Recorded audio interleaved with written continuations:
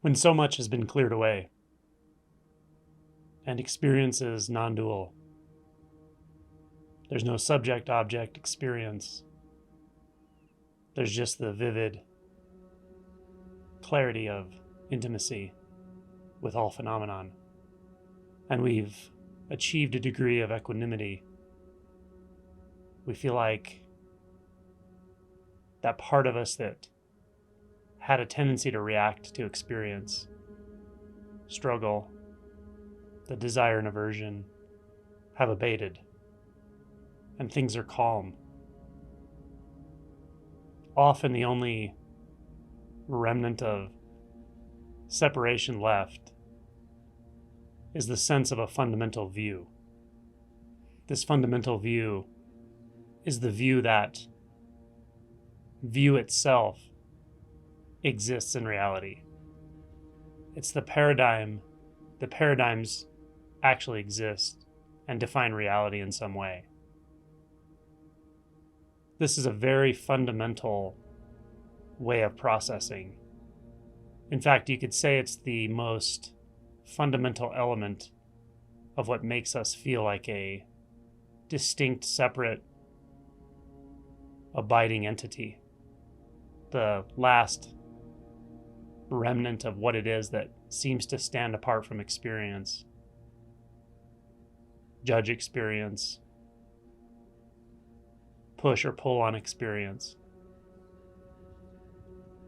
I might call it the subtle self-sense. When I speak about it in this way, I'm not talking about self in any way you can perceive yourself, like memories, self-judgments, beliefs. All of those can remain, and this fundamental view can dissolve, can be seen to be fundamentally in error. You could say it's the tendency to fixate, the tendency to form a frame of experience, the tendency to find a place to stand and then begin to build a self and a world from there.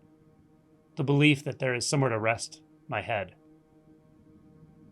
The belief that there's somewhere to call home from which I'm always proceeding outward into life, or even into my internal experience. This is what's found to be fundamentally an error when this most fundamental view is dissolved. And from this non-perspective, to even say that it's dissolved is not quite right, because what's seen, very strangely, is that it was never there. There was never a perspective. There was never a frame of reference. There was never a substance of life being formulated this way or that way in recognizable patterns. Indeed, there is just indeterminacy. But that indeterminacy radiates as profound aliveness without being confined by any inherent existence or process or structure or function. This is infinite degree freedom. It's freedom at every level of existence and non-existence. It's freedom even from the paradigm that presence is the ultimate non-dual experience.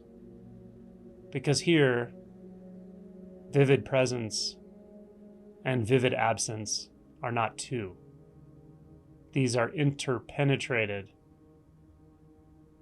fundamentals.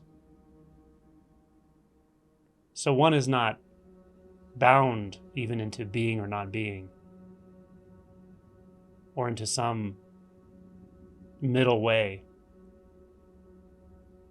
There's freedom in all of those expressions. This is freedom from self. Freedom from the glue that seems to hold everything together and solidify paradigms, views, struggles, distance, avoidance, agency. Those are all movements of mind. Ultimately, just thoughts. What is clearly known, experienced beyond those filters, beyond those false paradigms, is wondrous beyond imagination. There's not a word for it, really. There's no way to point to this. And yet it is your true nature. When you're able to follow the instinctual impulses to awaken, and then to see exquisitely clearly the nature of all phenomenon and experience, until all the perceptual filters that create a seeming external world and a seeming internal world dissipate, until there's no fixation in any personhood or non-personhood. There's no fixation in life or death. There's no fixation in spirituality and no fixation in non-spirituality. That's true freedom.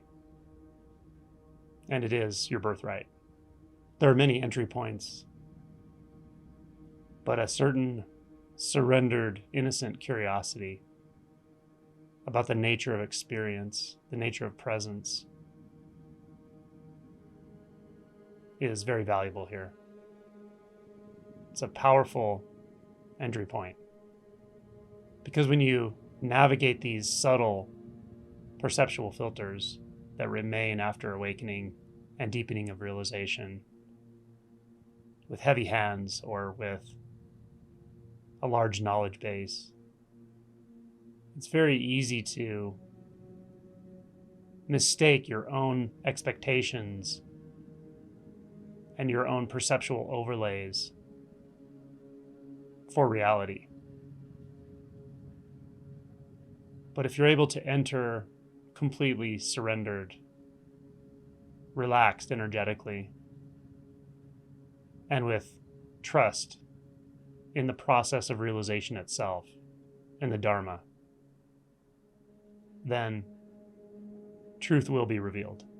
Living truth will be revealed to you, to itself. A simple inquiry that can be valuable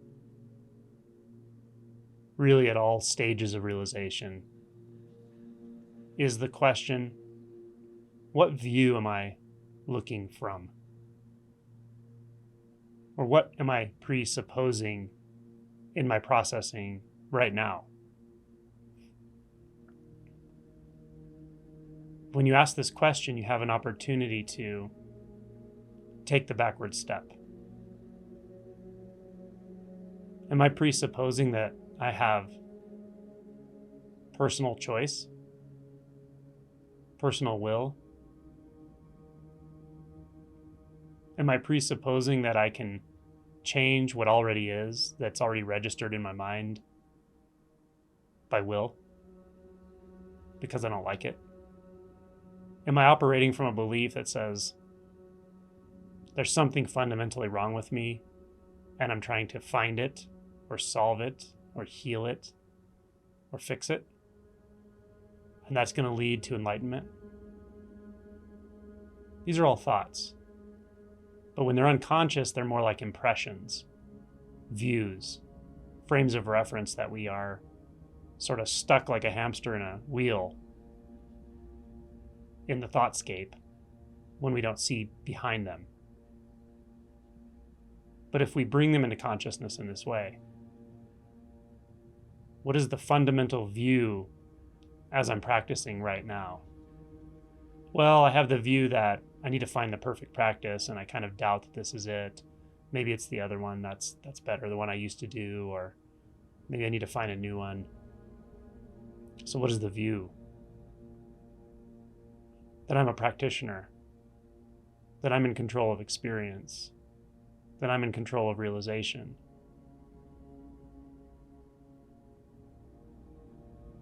That my doubt, my sense of doubt, can filter out the direct experience of unfiltered reality. Can it? This is how you get to these subtle views. You got to take the backward step.